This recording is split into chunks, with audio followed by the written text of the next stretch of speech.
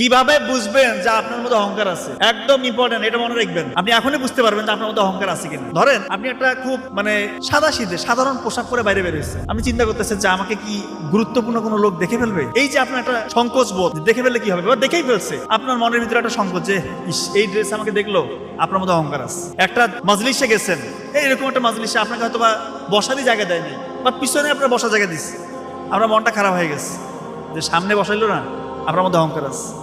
আপনি রাস্তা দিয়ে হাঁটতেছেন, আশা করতেছেন যে ওই ব্যক্তিটা আগে আমাকে সালাম দিবে, সে আমাকে একটু সম্মান প্রদর্শন করবে। এই যে একটা ফিলিংস, আপনি ধরে নেবেন আপনার মধ্যে অহংকার, একদম নিশ্চিত অহংকার আছে আপনার। কথা কি বুঝতেছেন?